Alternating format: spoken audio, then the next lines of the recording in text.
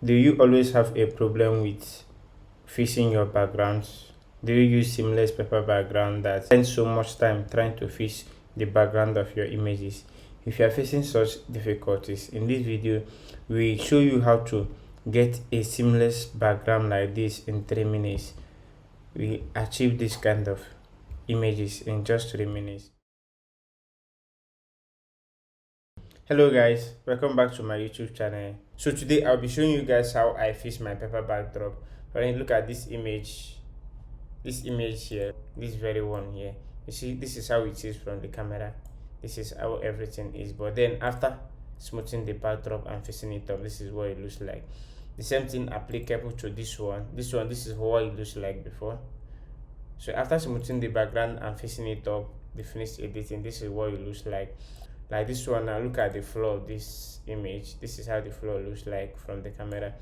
Then after editing and fixing it up, you have to like smoothen it smoothly. Like you smoothing your background in less than 3 minutes.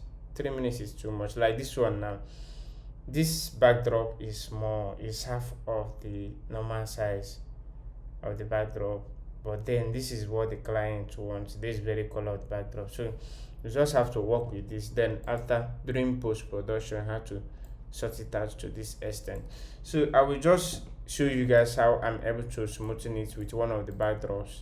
You guys, so the one I will work with is this one, this very one. Yeah, so the first thing I do is, after importing it and then using Camera Raw to color grade.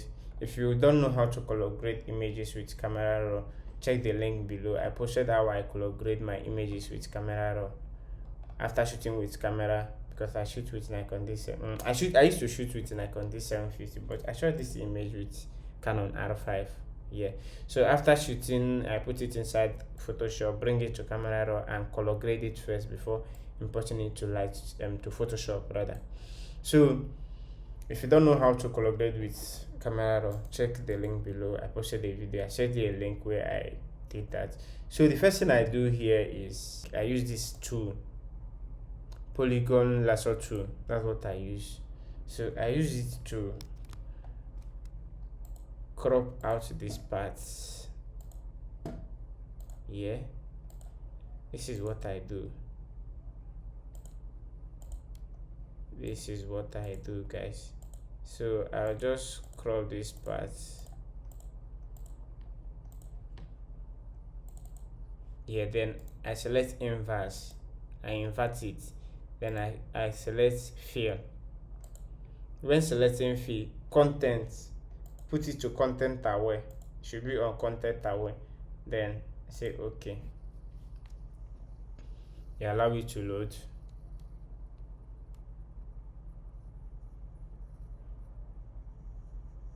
Yeah, this is it.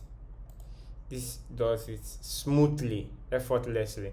So I use this spot sealing brush to remove some of this area, some of these guys. Yeah, because if one thing about pictures is the background plays a very big role.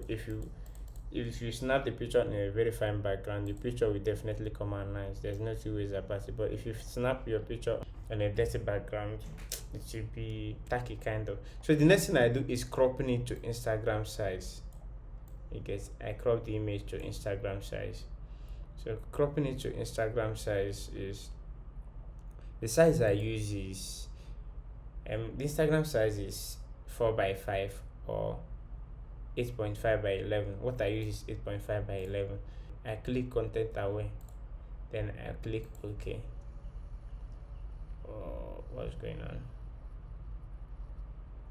Yeah, this is it. So after this, the first thing I do is, after this, like I have to like resize it properly so that it should be in a state format. Yeah, after the first thing I do is I go to select objects. Yeah, then when I do select objects, what's the name of this tool? Quick selection tool. I use this tool to select it out. Yeah, like this part of this guy now. because the selection will enter the skin. This is, I think this is AI generated something. This is only recent in as from 2020 Photoshop or 2019 or thereabouts. Yeah.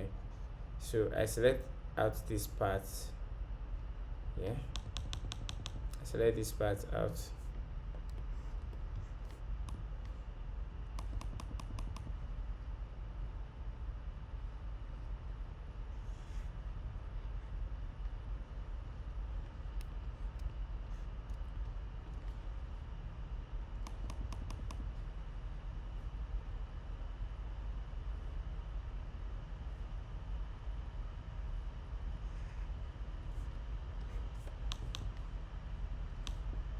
Yeah, I select this image is seamless. Like sometimes the situation whereby it's always difficult is whereby the client is seated on a chair, so you have to calm down and crop it out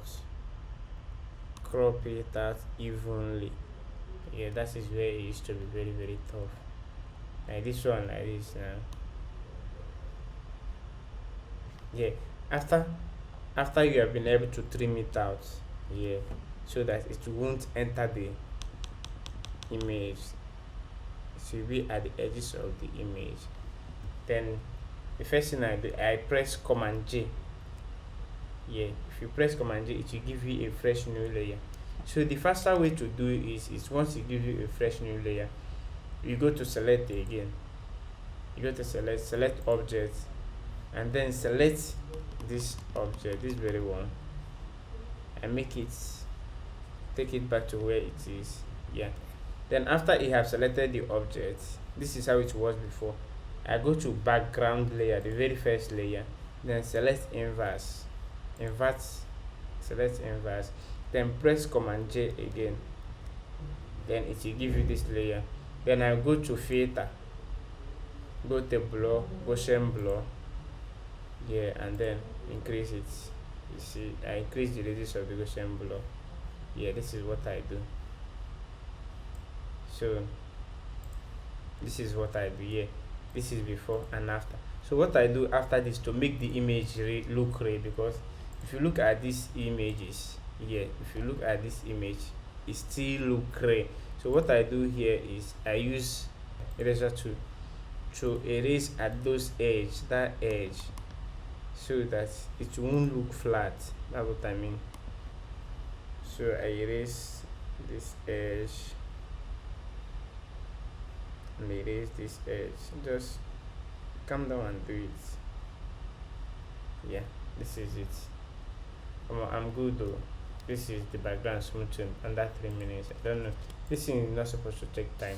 Just because I'm explaining it to you, that is why it's taking time. If you find this video educative and informative, hit the subscribe button and share this video. Thank you.